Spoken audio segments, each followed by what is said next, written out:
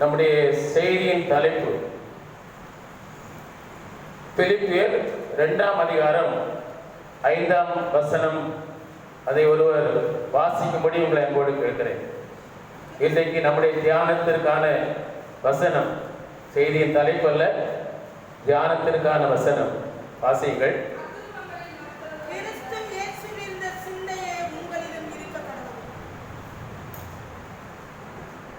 கிறிஸ்துவில் இருந்த சிந்தையே உங்களிலும் இருக்க கடவுது என்ற வசனம் இன்றைக்கு நம்முடைய தியானத்திற்காய் தேவன் தந்திருக்கிறார். அதற்கு முன்பாக அநேக மாதங்களாக ஊழியர் கூடுகைகள் நடைபெறவில்லை, லாக்டவுன்னால. இப்பொழுது நம்முடைய ஊழியர் கூடுகை 3 மாதங்களாய் நடைபெற்று வருகிறது. ஆகவே உங்களுடைய தசபாகங்கள், காணிக்கைகள், மிஷன் காணிக்கைகள் இவைகளை நீங்கள் தொடர்ந்து கொடுக்க உங்களை அன்போடு கொடுக்கிறோம். ஏற்கனவே கொடுத்து வருகிறவர்கள் அதை கொடுக்காத மாதங்களுக்கும் சேர்த்து கொடுப்பீர்கள் என்றால் அதனுடைய ஸ்தாபனத்திற்கு கொடுப்பதற்கு வசதியாக இருக்கும். ஒருவேளை நீங்கள் காணிக்கைகள், தசபாகங்களை அப்படி கொடுக்க முடியாவிட்டாலும் நீங்கள் மற்ற ஊழியர்களுக்கு பொருத்தனை பண்ணினவைகளை கொடுக்க உங்களை ஞாபகப்படுத்துகிறோம். ஏனென்றால் நம்முடைய ஸ்தாபனத்துடைய தேவை அதிகமாக இருக்கிறது. எல்லா சபைகளிலும் இருந்து கொடுக்கப்பட வேண்டிய காணிக்கைகள் குறைவாய் கொடுக்கப்படும் போது அவர்கள் ஊழியர்களை தாங்குவது சிரமப்படுகிறார்கள். ஆகவே சபையிலே நீங்கள் அன்பாய் தெரியப்படுத்தி நீங்கள் அவர்கள் கொடுக்கிற உதாரணத்துவமான காணிக்கைகளை நீங்கள் அனுப்பித்தர உங்களை அன்போய் கேட்டுக்கொள்கிறோம் என்று சொன்னார்கள். நாம் மிஷன் காணிக்கைகள் மட்டும்தான் சபையிலே வாங்குகிறோம். வேதாம கல்லூரிகளுக்கென்று தனியாய் கலெக்ட் பண்ணுவது கிடையாது, வாலிபர் ஊழியர்களுக்கென்று கலெக்ட் பண்ணுவது கிடையாது. பல்வேறு டிபார்ட்மெண்ட் இருக்கிறது. வாலிபர் ஊழியம் இருக்கிறது, சிறுவர் ஊழியம் இருக்கிறது, பத்திரிகை ஊழியம் இருக்கிறது, 4 வேதாம கல்லூரி இருக்கிறது, SFC மாணவர் மத்தியில் ஊழியம் இருக்கிறது, இன்னும் மற்ற மார்க்கங்கள் மத்தியிலே செய்கிற முக்கியமாய் இஸ்லாம் மார்க்கத்திற்குரிய அந்த ஊழியம் இருக்கிறது. இப்படி பல்வேறு டிபார்ட்மெண்ட் இருக்கிறது. செக்ஷன் அளவிலும் அவருக்கு நாம் மாதந்தோறும் உதவி செய்ய வேண்டும். மாவட்ட நம்முடைய மாநில அளவிலும் நமக்கு மொத்தமாய் பணம் கொடுக்க வேண்டும். அந்த பணங்கள் எல்லாம் உங்களிடத்திலிருந்து 5 காசு கூட வாங்கல, நீங்கள் கொடுக்கிற காணிக்கைகள், தசபாகங்களை கொடுக்கிறோம். இதுவரையிலும் போன ஆண்டு மட்டும் அப்படி மிஷன் காணிக்கைகள் போக நாம் கொடுத்தது மொத்தமா நம்முடைய ஸ்தாபனத்துக்கு கொடுத்ததான பணங்கள் 3,96,000 ரூபாய். நம்முடைய வருமானம் என்று கணக்கிட்டால் காணிக்கை 5 வாரம் என்றால் 5,000 ரூபாய் தான். வேணும்னா நீங்கள் ஓப்பன் பண்ணி கொடுக்குறேன், வந்து பார்க்கலாம். மீதி ஒரு சிலர் கொடுக்கிற தசபாகங்கள் தான். நான் உண்மையாக சொல்கிறேன், மீதி ஒரு சிலர் கொடுக்கிற தசபாகங்கள். ஆகவே கொடுக்கிறவர்கள் நீங்கள் தாராளமாய் உற்சாகமாய் கொடுக்க அன்போடு கேட்கிறோம். வருகிற நாட்களில் நமக்கு அநேக தேவை இருக்கிறது. கிறிஸ்துமஸ் நாட்களிலே நாம் தேவையுள்ளவர்களுக்கு புதிய ட்ரெஸ் எடுத்து கொடுப்போம். கிறிஸ்துமஸ் நம்முடைய ஆலயத்தினுடைய தேவைகள் இருக்கிறது. இன்னும் அது மாத்திரமல்ல, நமக்கு அன்பின் விருந்து, நம்முடைய ஆலய பிரதிஷ்டை நாளுக்குரிய தேவை இருக்கிறதுக்கெல்லாம் நமக்கு லட்சக்கணக்கான பணங்கள் தேவை. லட்சக்கணக்கான 1 லட்சத்துக்கு ஆகும். இவைகளெல்லாம் நீங்கள் கொடுக்கிற உதாரணத்துவமான காணிக்கையினால் செய்ய முடியும். மிஷன் ஊழியருக்கு நாம் வருடந்தோறும் 10,000 ரூபாய் அனுப்பி வைப்பது உண்டு. இந்த ஆண்டு கேரளில் நடத்த முடியுமா என்பது தெரியாது. அதிலே வருகிற கொஞ்சம் பணத்தை மீதம் வைத்து மீதி உள்ள பணங்களை கொடுக்கிற இப்படி பல்வேறு ஊழியர்களுக்கு நம்முடைய சபையிலே நாம் எந்த கலெக்ட் பண்ணுறது கிடையாது. ஆனால் எல்லா சபைகள், அதிக திருச்சபைகள், அது 200-2000 திருச்சபைகள் என்றால் 1999 திருச்சபைகள் நினைக்கிறேன். 900 திருச்சபைகள் தசபாகிலிருந்து எந்த காசையும் பிற ஊழியர்கள் கொடுப்பதே கிடையாது. நம்முடைய சபை மட்டும்தான் அதுக்கு ஒரு மாற்றமாக இருக்கிறது. அது ஸ்தாபனத்துக்கு தெரியுதோ உங்களுக்கு தெரியாதோ கர்த்தருக்கு மட்டும் தெரியும். அதனால் அதை நீங்கள் விளக்கமாய் சொல்ல வேண்டிய அவசியம் இல்லை. அதனால் தாராளமாக நீங்கள் கொடுக்க உங்களை அன்போடு கேட்கிறேன். செவ்வாய் வெள்ளிக்கிழமையிலே காலை 10 உபவாச ஜெபம் நடைபெறும். மற்றபடி சனிக்கிழமை காலை ஆயத்த ஜெபம் நடைபெறும். இந்த ஜெபங்களிலே நீங்கள் பங்கு பெற உங்களை அன்போடு கேட்டுக்கொள்கிறோம். கர்த்தர் நமக்கு இன்றைக்கு தியானிப்பதற்காக தந்த அந்த வசனம் பிலிப்பியர் 2:5 ஆண்டவரே, இந்த வேளையிலும் அதை கொஞ்சம் நீங்கள் யாராவது ஒருத்தங்க கவனிச்சுட்டே இருந்தால் நல்லா இருக்கு. நான் ஒவ்வொரு முறையும் நான் பார்த்து சொல்ல வேண்டியிருக்கிறது. ஒருவராவது கொஞ்சம் கவனிச்சிங்கன்னா அதை சரி பண்ணிக்கலாம். பிலிப்பியர் 2:5 ஒரு வாசிக்கும்படி அன்போடு கேட்கிறேன். இயேசுவில் உள்ள சிந்தையே உங்களிலும் என்னிலும் நம்மிலும் இருக்க கடவுள். இயேசுவுக்குள் இருந்த சிந்தை, அந்த சிந்தை நமக்குள், எனக்குள், உங்களுக்குள், நமக்குள் காணப்பட வேண்டும் என்று அப்போஸ்தலனாகிய பவுல் அந்த பிலிப்பு சபைக்கு மட்டுமல்ல நமக்கும் சேர்த்து எழுதுவதை குறித்து பார்க்கிறோம். எதற்காக இந்த கிறிஸ்துவின் சிந்தை நமக்குள் காணப்பட வேண்டும்? அவருடைய சிந்தை எதுக்கு நமக்கு தேவை? நான் மனிதன் தானே, நமக்கு அவருடைய சிந்தை எதற்கு அவசியம் என்ற ஒரு கேள்வியை எழுப்பும் என்றால் அதற்கு வேதம் நமக்கு கொடுக்கிற பதில் என்ன? 1 யோவான் 3:2 வாசியுங்கள். 1 யோவான் 3:2. பிரியமானவர்களே, பிரியமானவர்களே, இப்போது தேவனுடைய பிள்ளைகளாய் இருக்கிறோம். இனி எவ்விதமாய் இருப்போம் என்று இன்னும் வெளிப்படவில்லை. ஆயினும் அவர் வெளிப்படும் போது அவர் இருக்கிற வண்ணமாகவே நாம் அவரை தரிசிப்பதினால் என்று சொல்லப்பட்டிருக்கிறது. அவருக்கு ஒப்பாய் இருப்போம். அப்படியானால் அவர் வெளிப்படும் நாளில் அவரை தரிசிக்க வேண்டும் என்றால் அவர் இருக்கிற வண்ணமாய் நாம் இருக்க வேண்டும். அவரை போல நாம் மாற வேண்டும். அவருக்கு ஒப்பாய் இருக்க வேண்டும். இயேசுக்கு ஒப்பாய் இருக்க வேண்டும். இயேசுவை போல நாம் மாற வேண்டும். நாம் இயேசுவா மாறிவிட முடியாது. இயேசுவை போல மாற வேண்டும். அல்லேலூயா. ஆனா சில நம்ம பார்த்து கூட சொல்லுவாங்க, இயேசுவை போல இருக்கிறீங்கன்னு சொல்லுவாங்க. முகத்தை பார்த்து மனிதன் கணக்கு போடுவான். ஆனா ஆண்டவர் உள்ளத்தை வைத்து தான் கணக்கு போடுவார். அல்லேலூயா. இருதயத்தை பார்க்கிறார். மனுஷன் முகத்தை பார்க்கிறான், ஆண்டவர் இருதயத்தை பார்க்கிறார். சிலரை நம்ம ஏமாற்றி விடலாம். உங்களை பார்த்தா இயேசுவை பார்த்தது போல இருக்குது. நம்முடைய பணிவு, நம்முடைய அன்பு, நம்முடைய பிற செயல்கள், அவர்களை ஈர்க்கக்கூடிய சில காரியங்கள் அவர்கள் பார்வையில் நம்மை இயேசுவை போல வெளிப்படுத்தலாம். ஆனால் நாம் இயேசுவா வரும்போது மாறிவிட முடியாது. அல்லேலூயா. அப்படியானால் இயேசுவின் சாயல் காணப்பட வேண்டும். இயேசுவின் சிந்தை நமக்குள்ளே காணப்பட வேண்டும் என்று வேதம் சொல்கிறது. அப்படி இயேசுவின் போல நாம் மாற வேண்டும் என்றால், இயேசுக்கு ஒப்பாக நாம் மாற வேண்டும் என்றால் நாம் யாரை பின்பற்ற வேண்டும்? யார் நமக்கு மாதிரி? அதுக்கு இயேசுதாங்க மாதிரி. 1 பேதுரு 2:21 வாசியுங்கள்.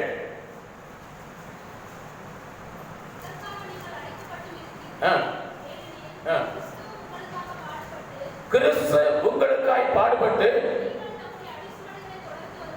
அவருடைய அடிச்சுவடுகளை தொடர்ந்து வரும்படி நமக்கு அவரே மாதிரியாய் இருக்கிறார் என்று சொல்லியிருக்கிறது. அப்ப நமக்கு மாதிரி யாரு? இயேசு மட்டும்தாங்க. இயேசு மட்டும்தான் நம்ம மாதிரியாய் பின்பற்ற முடியும். இயேசு மட்டுமே நமக்கு மாதிரி. ஒரு இடத்துல நான் பார்க்கிற மத்தேயு 23 என்று நினைக்கிறேன்.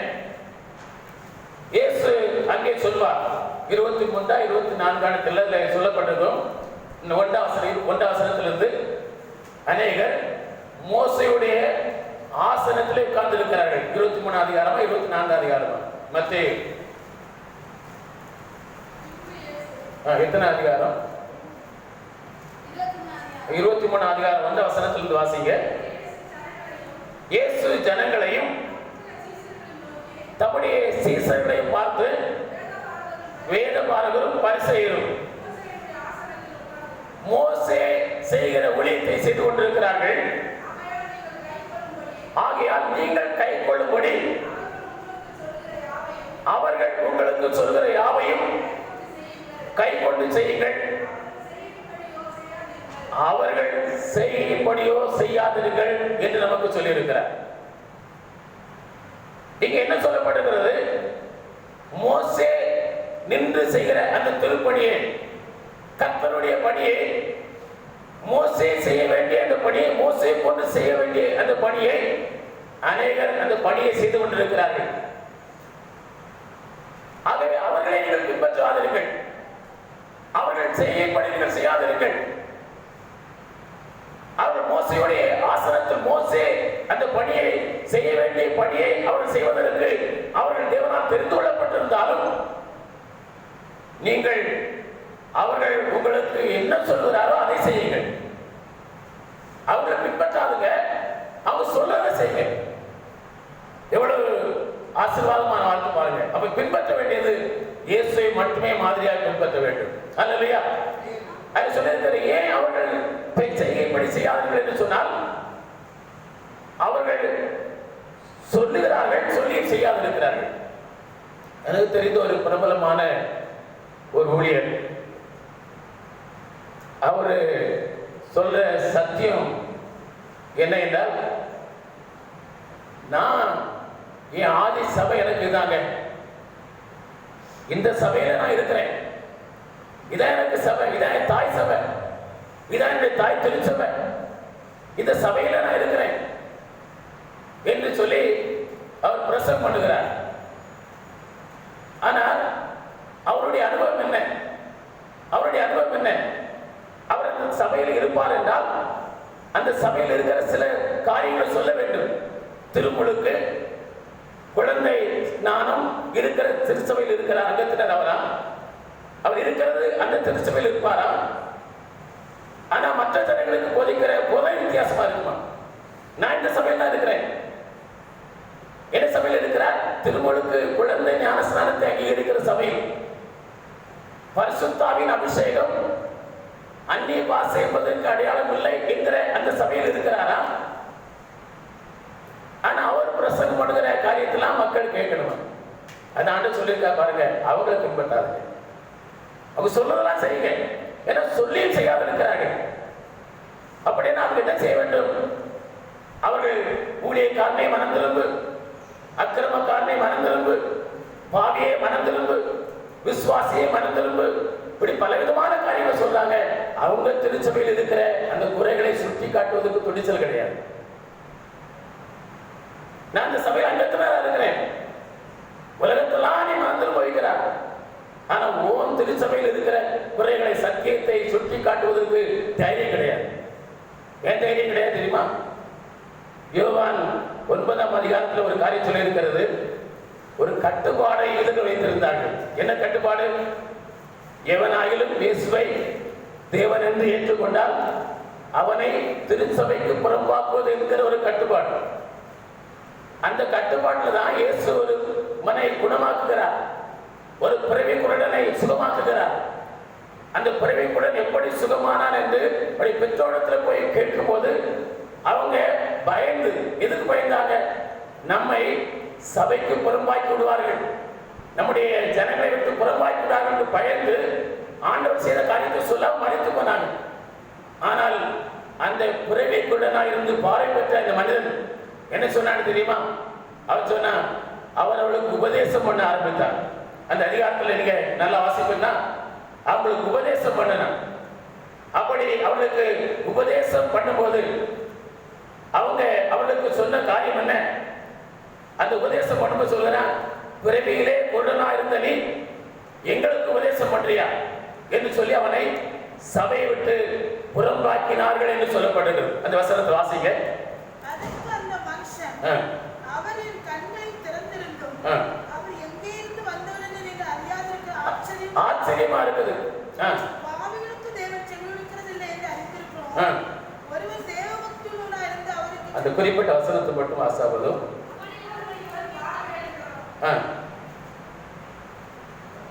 அவனை புறம்பாக்கினார்கள். அவர்கள் அவனுக்கு பரித்திரமாக முழுவதும் பாவத்தில் பிறந்த நீ எங்களுக்கு போதிக்கிறாயா? அவனை புறம்பாக்குனாங்க. அவருடைய தகப்பன்மார் பயந்தார்கள். இவன் சத்தியத்தை சத்தியமா சொன்னான். நான் புறம்பாக்கினாலும் பரவாயில்லைங்க, சபை விட்டு புறம்பாக்கினாலும் பரவாயில்ல, சத்தியத்தை சத்தியமா சொல்லுவேன் என்று சத்தியத்தை சத்தியமா சொன்ன அறிக்கைப்பட்டன. புறம்பாக்கினார்கள். ஆனால் இவர்கள் அறிக்கைப்பட்டவர்களா? பண்ண மாட்டாங்க. அப்ப அப்படிப்பட்டவர்களுக்கு ஆண்டவர் சொல்லுகிற காரியம், அவங்க சொல்றதை செய்யணும் சொல்றாங்க. அவங்க சொல்றது சரி, ஆனா அவருடைய செய்கைப்படி செய்யாதீர்கள். எப்படி சொல்றான்னு சொன்னா, அப்படி செய்யறவர்களுக்கு என்ன சம்பவிக்கும் என்று வேதம் அழகா நமக்கு சொல்லி இருக்குது.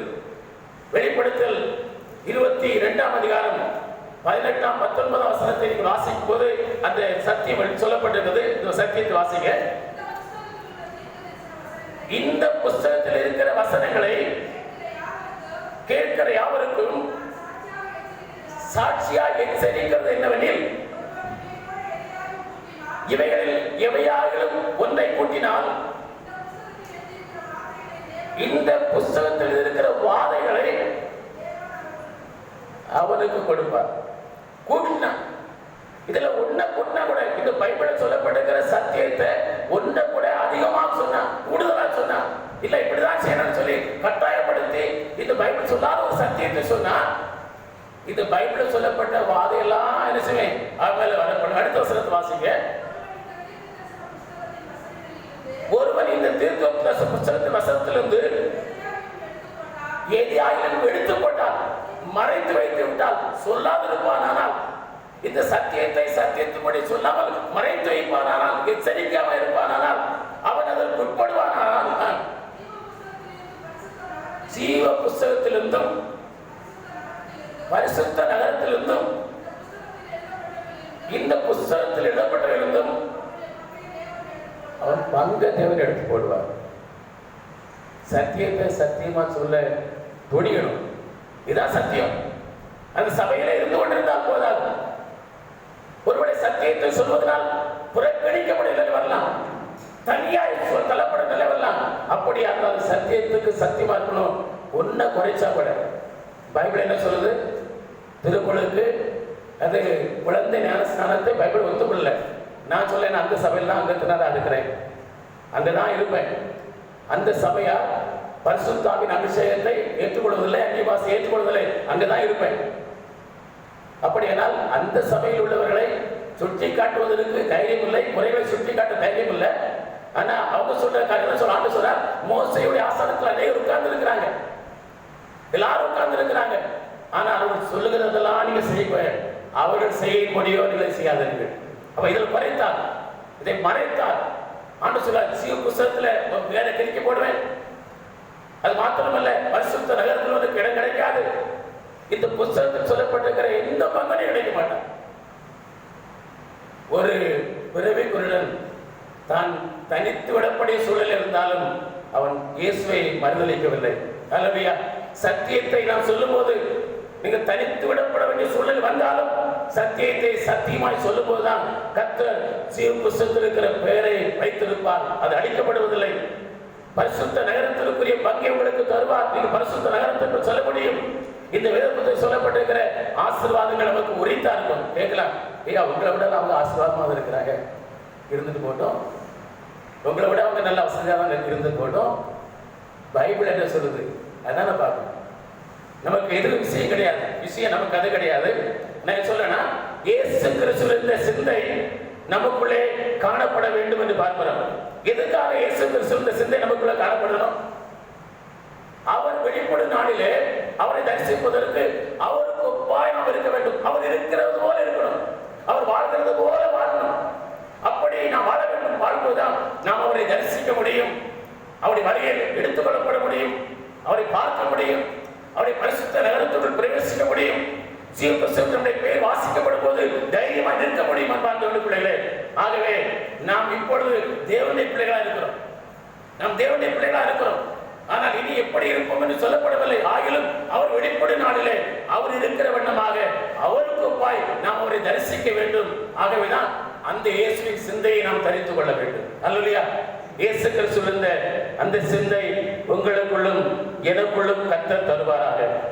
இயேசு கிறிஸ்துவுக்குள் இருந்த அந்த சிந்தையை கர்த்தர் நமக்கு தருவாராக. வேற சிந்தைகளை நம்ம விட்டு மாற்றி போடுவாராக. இயேசு கிறிஸ்துவை போல நாம் மாறுவதற்கு, அவர் சிந்தை நமக்குள்ளே காணப்படுவதற்கு, நாம் இயேசு கிறிஸ்துவுக்கு ஒப்பாய் மாறுவதற்கு, இயேசு கிறிஸ்துவுக்கு போல வாழ்வதற்கு நம்மிலே எந்தெந்த சிந்தைகள் காணப்படக்கூடாது என்பதை குறித்து ஒரு சில காரியங்களை நாம் தியானிக்க இருக்கிறோம். கிறிஸ்துவின் சிந்தை நமக்குள் இருக்க வேண்டும். எந்தெந்த சிந்தை கிறிஸ்துவின் சிந்தை இருக்கிற நம்மிடத்திலே காணப்படக்கூடாது என்பதை குறித்த ஒரு 4 காரியங்களை நாம் தியானிக்க இருக்கிறோம். அதை குறித்து முதலாவது வாசிப்போம். 1 சாமுவேல் 4ஆம் அதிகாரம் 20ஆம் வசனத்தை வாசியுங்கள். 1 சாமுவேல் 4ஆம் அதிகாரம் 20ஆம் வசனம்.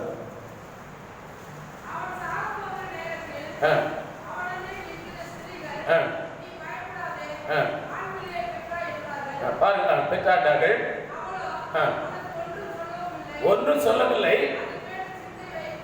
அந்த பிள்ளையின் மேல் சிந்த வைக்கவும் இல்லை.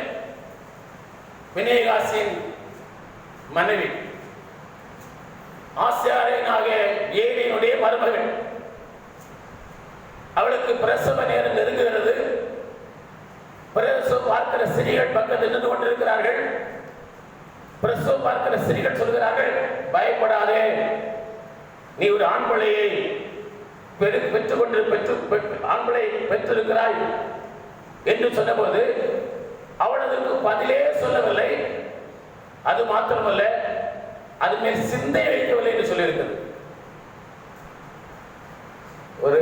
ஒரு ஆண் குழந்தை பிறந்தது என்று சொல்லும் போது பெரிய சந்தோஷம் சிலருக்கு இருக்கும். சில சமுதாயத்தில், பெரும்பாலான குடும்பங்களில் அந்த முதல் குழந்தை ஆண் குழந்தையா இருக்க வேண்டும் என்று எல்லா பெற்றோரும் இருப்பாங்க. ஆனால் பெண் குழந்தையா பிறந்துச்சுன்னா அநேகர் அதை சந்தோஷமா வைத்துக் கொள்வார்கள். ஆனால் பல சமுதாயத்தில் அந்த பெண் குழந்தை பிறந்ததற்காக துக்கப்படுவார்கள். கணவன் மனைவி பார்க்க மாட்டான், பிள்ளையை பார்க்க வர மாட்டான். அந்த கணவனை அப்படி பெற்றோர் அனுப்ப மாட்டாங்க. போய் பிள்ளையா பெற்றிருக்கிறார், பெண் பிள்ளை பெற்றிருக்கான்னு சொல்லி அவங்க கோபப்படுத்துவாங்க. ஆனால் வேதத்தில் ஆண் பிள்ளையா இருந்தாலும் பெண் பிள்ளையா இருந்தாலும் அது கர்த்தர் கொடுக்கிற சுதந்திரம் என்று நாம் ஏற்றுக்கொள்ள வேண்டும். அல்லையா? அது பட்சபாதம் காட்டவே கூடாது. பிள்ளைகளிடத்துல பட்சபாதம் காட்டக்கூடாது. அது தேவன் நமக்கு கொடுக்கிற குழந்தை என்று ஏற்றுக்கொள்ள வேண்டும். ஒரு குழந்தை, ஒரு பெண் குழந்தை பிறப்பதற்கு அவள் பட்சத்தில் ஒரு பிரச்சனையே கிடையாது. நம்முடைய சயின்ஸ் என்ன சொல்லுது, மெடிக்கல் என்ன சொல்லுது, ஆண்களுக்கு 2 குரோமோசோம் உண்டு, XY, பெண்களுக்கு ஒரே ஒரு குரோமோசோம் உண்டு, X மட்டும் தான். அந்த X சேர்ந்தா பெண் குழந்தை தான் பிறக்கும். XY சேர்ந்தாதான் ஆண் குழந்தை பிறக்கும். அதை எனக்கு கொஞ்சம் வித்தியாசமாக சொல்லியிருக்கலாம், தப்பா இருந்தா அதை சரிப்படுத்திக் கொள்ளுங்க. அப்ப ஆண்களுக்கு 2 குரோமோசோம் உண்டு. அந்த 2 குரோமோசோம்ல 2 எது சேருதோ அதுதான் பெண் குழந்தை ஆண் குழந்தை பிறப்பு. பெண்களுக்கு எந்த காரியம் கிடையாது. பெண் குழந்தை பிறக்கணும், ஆண் குழந்தை பிறப்பதற்கு பெண்ணுக்கு எந்த காரியமும் கிடையாது. இது விஞ்ஞானத்தில் தெரிந்திருந்தும் சயின்ஸ் தெரிந்திருந்தும் படித்தவங்க கூட சில முட்டாள் போல் நடந்து கொள்றாங்க. 3 பெண் குழந்தை பெற்றுட்டா இனி எனக்கு வேண்டாம், எனக்கு ஒரு ஆண் குழந்தை வரும். ஒரு நாள் பெண் குழந்தை பெற்று 10 பெண்களை போய் பட்டாட்டி கிட்டாலும் 10 பெண் குழந்தை வரும். ஏன்னா அவங்களுக்கு அந்த விஷயம் இல்லையே. இது அனைவருக்கு தெரியவில்லை. இதுதான் உண்மையான விஞ்ஞானம், அறிவியல் உண்மை இதுதான். ஆனால் அனைவரும் புரிந்து கொள்வதில்லை. ஆகவே பெண் குழந்தையானாலும் ஆண் குழந்தையானாலும் அதை பட்சபாதம் இல்லாமல் வளர்ப்பதற்கு ஏற்றுக்கொள்ள வேண்டும். நல்ல மனநிலையோடு இந்த பிள்ளை வளர்ப்பதற்கு நாம் ஆயத்தமா இருக்க வேண்டும்.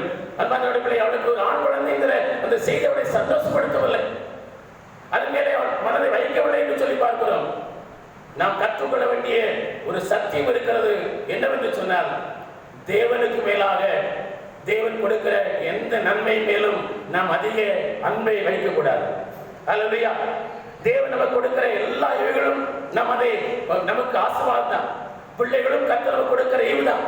எந்த ஈவு இருந்தாலும் கர்த்தர் வேலையை தரலாம், பொருளாதாரம் தரலாம், ஆசையை தரலாம், தொழிலை தரலாம், பணத்தை தரலாம், ஆட்களை நமக்கு தரலாம். அன்பானவர்களே, இயேசுவுக்கு மேலாக தேவனுக்கு மேலாக ஒருவர் மேலும் நம்முடைய அன்பை செலுத்தக்கூடாது. தேவனுக்கு மேலாக நம் பிள்ளைகளாக இருந்தாலும் அவர்கள் அன்பு பாராட்டக்கூடாது. சபைக்கு சில இடங்களில் பார்க்கிறோம், குழந்தைகளை கொண்டு வருவார்கள். குழந்தைகளை கொண்டு வந்து அந்த குழந்தைகளை சபையில் வைத்து அந்த குழந்தைகளை கொஞ்சம் தவறில்லை, ஆனால் முழு நேரமும் அந்த குழந்தையே கொஞ்சிட்டு இருப்பது. வீட்டில் 6 நாள் இன்னும் வீட்டுக்கு தான் போறாங்க குழந்தைய கொண்டு போயிட்டு.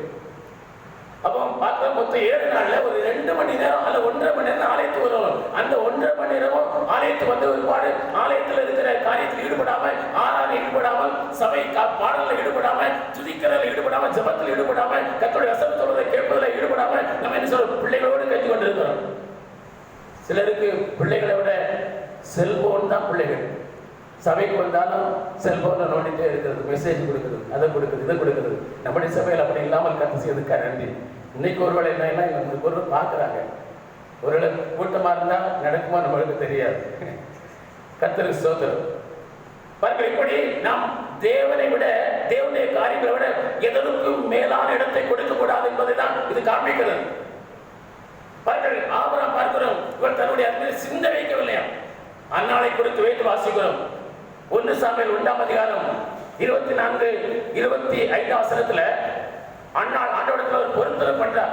ஆண்டவரே, எனக்கு ஒரு ஆண் மகனை கொடுத்தால், ஒரு குழந்தையை கொடுத்தால், ஒரு மகனை கொடுத்தால் அதை நான் உடைய ஊழியத்திற்கு என்று கொடுப்பேன் என்று பொருத்தனை பண்றார். கர்த்தருடைய ஜெபத்தை கேட்டு அவனுக்கு சாமுவேல் என்ற பிள்ளையை கொடுக்கிறார். அந்த சாமுவேல் பால் மறந்து குடித்த உடனே, பால் மறந்து பிறக்கப்பட்ட பிற்பாடு, இன்றைக்கெல்லாம் சிலர் 6 மாசத்துக்குள்ளே பிள்ளைகளுக்கு பாலை அவர் கொடுப்பதை விடுத்து விடுறாங்க. அப்படி செய்யக்கூடாது. அவர்களுக்கு 1 வயது வரையிலும் நாம் பால் அவர்களுக்கு கொடுக்க வேண்டும், தாய்ப்பால் கொடுக்க வேண்டும். இது நம்முடைய டாக்டர் நமக்கு கொடுக்கிற ஆலோசனை. 1 வயது வரையிலும் தாய்ப்பாலை பிள்ளைகளுக்கு கொடுங்கள். அப்படி தாய்ப்பாலை கொடுப்பது உங்கள் உடலுக்கும் ஆரோக்கியம், பிள்ளைகளுக்கும் ஆரோக்கியம். ஆனா இன்னைக்கு நவீன காலத்துல அநேக பிள்ளைகள் தங்களுடைய குழந்தைகளுக்கு பாலை கொடுப்பது கிடையாது. ஏன்னா என் அழகு போயிடும், என் உடல் போயிடும், என் அதை போயிடும், இது போயிடும் சொல்லி இன்றைக்கு பிள்ளைகளை பெற்றெடுக்கிறார்கள். அந்த ஈவுகளை கவனிப்பதில்லை. அன்பார்ந்த பிள்ளைகளை அன்றைக்கு எப்படி நடந்தது தெரியாது. 3 வருஷம் பால் கொடுத்தாங்களா, 4 வருஷம் கொடுத்தாங்கன்னு தெரியாது. ஆனால் பால் மறக்க பண்ணின உடனே அந்த குழந்தையை 7 இடத்துல கொண்டு போய் அவள் கொடுத்து விட்டு அவளும் அவருடைய கணவரும் வீட்டுக்கு திரும்பி போயிட்டாங்க. பால் மறந்த குழந்தை என்ன தெரியாது. தன்னுடைய சிந்தையை அந்த சாமுவேல் மேல் வைக்கவில்லை, தன்னுடைய சிந்தையை கர்த்தர் மேலே வைத்திருந்தாள். அல்லேலூயா. அன்பார்ந்த பிள்ளைகளே, பாருங்கள், இவள் அந்த குழந்தை ஆண்களை பெற்றெடுத்தேன் என்று சொல்லப்பட்ட பிற்பாடும் அந்த சிந்தையை அவளது குழந்தை மேல் வைக்கவில்லை, கர்த்தர் மேலே வைத்து விட்டால் மகிமை இஸ்ரவேலை விட்டு போய்விட்டது, மகிமை இஸ்ரவேலை விட்டு போய்விட்டது என்று அந்த சிந்தனையே இருந்தார். கர்த்தருடைய மகிமை போய்விட்டது, கர்த்தர் எங்களை விட்டு விலகி விட்டாரே, கர்த்தர் எங்களை ஒப்பு கொடுத்து விட்டாரே, கர்த்தர் இப்படி நடந்து விட்டது, கர்த்தருக்கு விரோதமாக பாவம் செய்து விட்டோம் என்று அந்த சிந்தையிலேயே காணப்படுவதனால இது குழந்தை பிறந்திருக்கிற சிந்தைக்கு ஒப்பு சிந்தை வைக்கல. நம்முடைய சிந்தை அப்படிப்பட்ட சிந்தையா இருக்கணும். பினேகாசின் மனைவியாகிய அன்னாளை போன்ற சிந்தையா இருக்கணும். அல்லேலூயா. மாத்திரமல்ல, வருஷத்தோறும் பலி செலுத்துவதற்கு அவள் ஆலயத்துக்கு வரும்போதெல்லாம் அந்த சாமிகளுக்கு ஒரு சின்ன சட்டையை தைத்து வந்து துணியை கொண்டு அவளுக்கு கொடுப்பாங்க. உடைய ஒரு சட்டையை தைத்து வந்து கொடுப்பாங்க. கொடுத்து போயிடுவாங்க. அன்பார்ந்த பிள்ளைகளே, கர்த்தர் கொடுத்த எந்த ஈவுகளா இருந்தாலும், ஒருவேளை நமக்கு படிப்பா இருக்கலாம், நண்பர்களா இருக்கலாம், நமக்கு ஒருவேளை ஆசையா இருக்கலாம், நமக்கு நல்ல பெரிய பதவியா இருக்கலாம், நமக்கு நல்ல பிள்ளைகளா இருக்கலாம், மருமக்களா இருக்கலாம், கணவரா இருக்கலாம், மனைவியா இருக்கலாம், நம்முடைய குடும்பத்தாரா இருக்கலாம். நம்ம தேவனுக்கு மேலாக ஒருவர் மேல நம்ம பாசம் பாராட்டக்கூடாது. தேவனுக்கு தான் முதலிடம் கொடுக்கணும். அல்லேலூயா. தேவனுக்கு முதலிடம் கொடுப்பதான் கர்த்தர் இருக்கிறார். அந்த சிந்தை நமக்கு இருக்கணும். இந்த பினேகாசின் மனைவியாகிய இந்த மனைவிக்கு இருந்த சிந்தை நமக்கு இருக்கணும். அந்நாளுக்கு இருந்த சிந்தை நமக்கு இருக்கணும். இப்படிப்பட்ட சிந்தையை கர்த்தர் எதிர்பார்க்கிறார். பாருங்கள், மோசே பெரியவனான போது, எபிரேயர் 11ஆம் அதிகாரம் 24-25 நினைக்கிறேன், பெரியவனான போது அவன் பார்வோனுடைய குமாரத்தின் மகன் எனப்படுவதை வெறுத்தான். பார்வோனுடைய குமாரத்தின் மகன் எனப்படுவதை வெறுத்து அனைத்துமான செல்வங்கள் மேலே அவன் ஆசைக்கவில்லை. அந்த வசனத்தை வாசிக்கிறோமே. அடுத்த அந்த விசுவாசத்தினாலே பெரியவனான போது பார்வோனுடைய குமாரத்தின் மகன், நான் பார்வோனுடைய குமாரத்தினுடைய மகன் என்பதை அவன் வெறுத்தான். அப்படி சொல்றது எனக்கு பெரிய காரியம் இல்லை. வெறுத்து நோக்காமல் தேவனுக்காக வாழ்வதை தெரிந்து கொண்டு இனி நமக்கு தேவன் கொடுக்கிற பலனை நோக்கமா இருந்து எய்த்துள்ள பொக்கிஷங்களிலும் கிறிஸ்துவுக்காக வாழ்வதை பாக்கியம் என்று எண்ணினான்னு பார்க்கிறோம். அவருடைய சிந்தை கிறிஸ்துவின் சிந்தை அவனுக்கு இருந்தது. அவன் ஒரு பெரிய ஆள். நான் யார் தெரியுமா? பார்வோனுடைய குமாரத்தியுடைய மகன் பா. எனக்கு அவனுக்கு மகனா இருந்த அவனுக்கு பின்னாட்களில பார்வோன் அவன் தான். ஏற்றுள்ள எல்லா பொக்கிஷங்களுக்கும் ஏற்றுள்ள எல்லா ஆசைகளுக்கும் அவன் தான், பார்வோன் தான், ராஜா தான் பொறுப்பு. அப்படி அந்த பொக்கிஷங்கள் எல்லாம் மேல் நோக்க வைக்காமல் அவன் கிறிஸ்துவுக்காக வாழ்வதை பாக்கியம் என்று எண்ணினான் என்று பார்க்கிறோம். அந்த சிந்தையை கர்த்தர் நமக்கு தரும். எது நமக்கு இருந்தாலும் நான் இயேசுவுக்காக வாழ்வது, இயேசுவை போல் மாறணும், நான் இயேசுவுக்கு ஒப்பா இருக்கணும், அவரை தரிசிக்கணும்னா அவருக்கு ஒப்பா இருக்கணும், அவருடைய சிந்தையில காணப்பட வேண்டும் என்று அப்படிப்பட்ட சிந்தையை கர்த்தர் நமக்கு தருவாராக. கர்த்தர் நமக்கு இந்த ஏழு பினகாசி மனைவியாகிய ஏழு குறித்த சிந்தையை நமக்கு தருவாராக. அன்பார்ந்த பிள்ளைகளே, இன்னும் கர்த்தர் நமக்கு இந்த அன்னாவுடைய சிந்தையை, எல்கானாவுடைய சிந்தையை நமக்கு தருவாராக. மோசேயுடைய சிந்தையை நமக்கு தருவாராக. இரண்டாவது, நம்மிடத்திலே காணப்பட வேண்டிய சிந்தை, அகற்றப்பட வேண்டிய சிந்தை என்ன சிந்தை? கிறிஸ்துவின் சிந்தை நமக்குள்ளே காணப்பட வேண்டும். கிறிஸ்துவின் சிந்தை நமக்கு காணப்பட வேண்டும் என்றால் நாம் அகற்றப்பட வேண்டிய இரண்டாவது ஒரு காரியம் இருக்கிறது. பிலிப்பியர் 3ஆம் அதிகாரம் 14-15 வசனத்தை வாசியுங்கள்.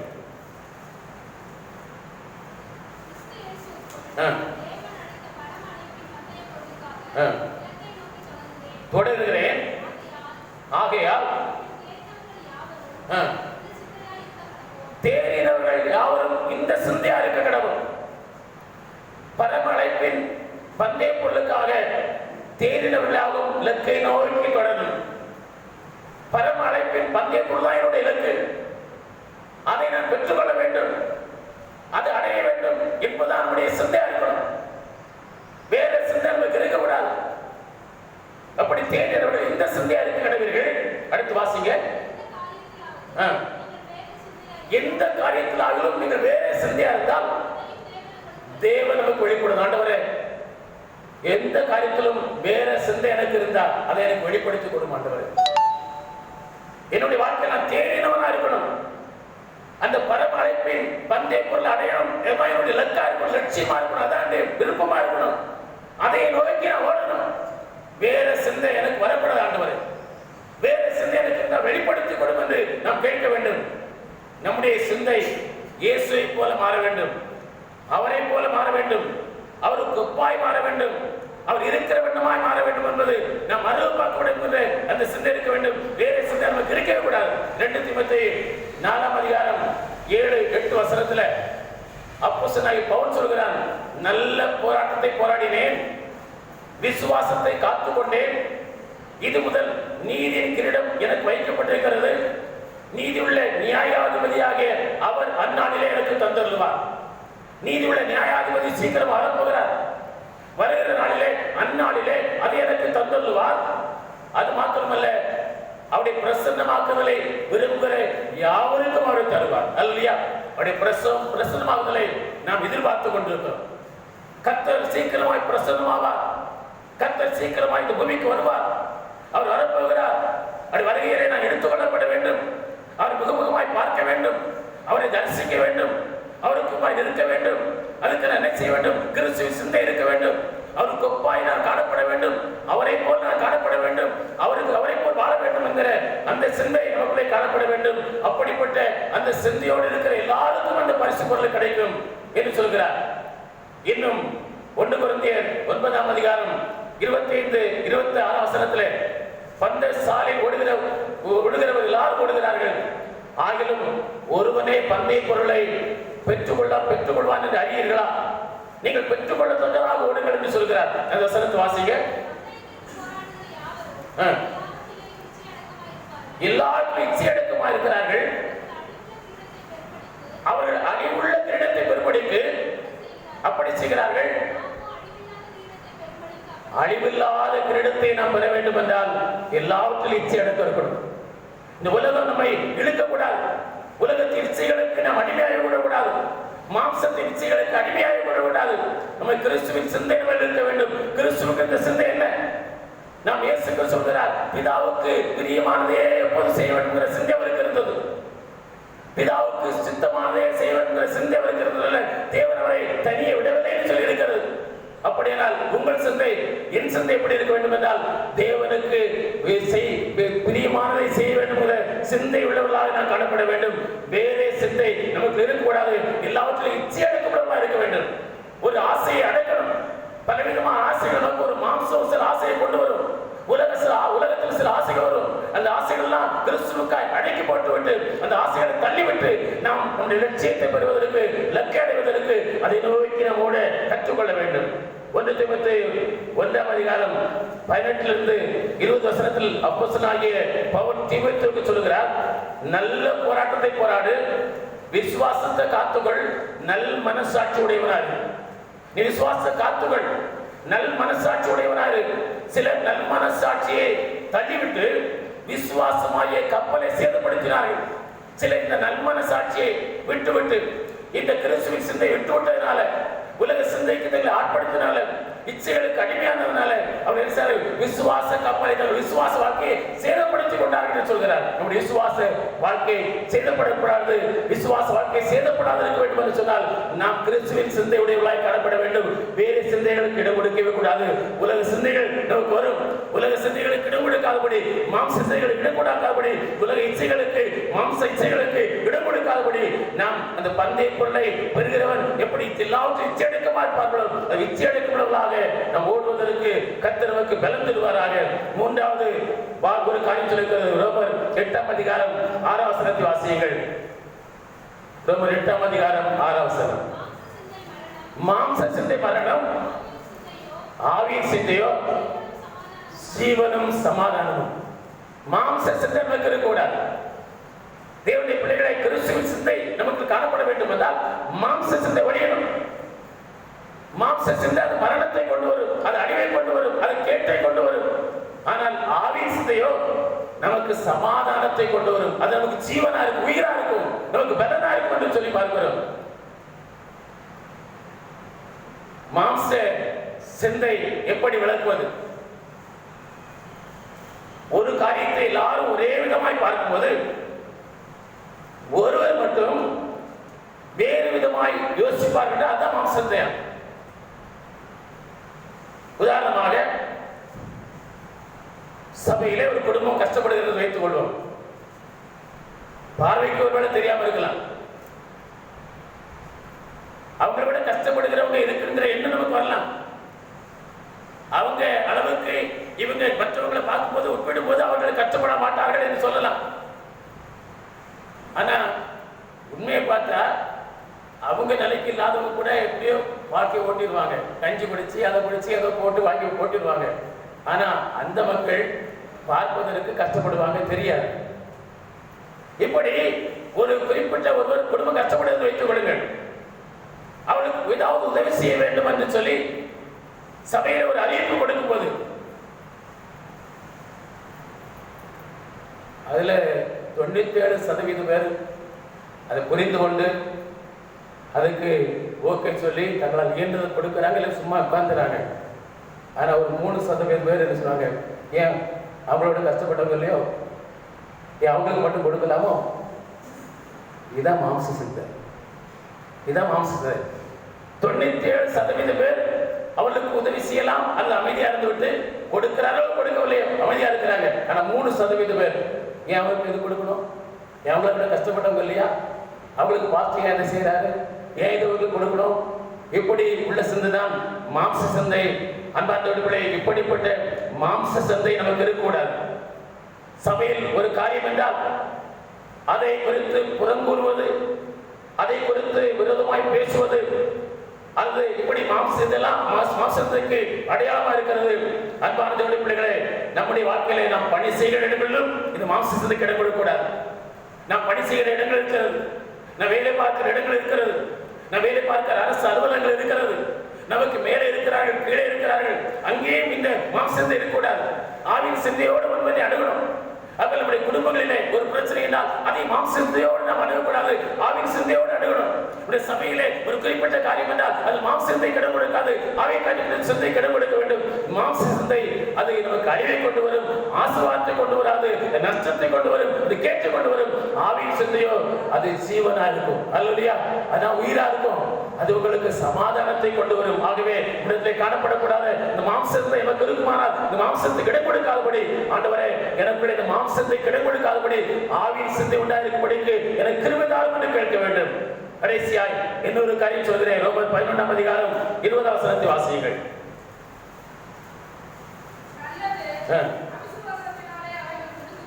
பட்டன நீ விசுவாசத்தால் இருக்கிறாய், மேட்டுமை சிந்தையாராதே. நீ விசுவாசத்தால் இருக்கிறாய், மேட்டுமை கிட கொடுக்காத, பெருமை கிட கொடுக்காத. ஏசாயா 14ஆம் அதிகாரத்தில் அங்கே விழுந்து தள்ளப்பட்ட தூதன், சாத்தானாய் மாறின தூதன், அவன் சொன்னது என்ன? தன்னை குறித்து பெரிய பாராட்டி கொண்டான். நான் சீயோன் பர்வதத்துக்கு ஏறுவேன், தேவனுடைய வாசஸ்தலத்துக்கு ஏறுவேன், உன்னதமான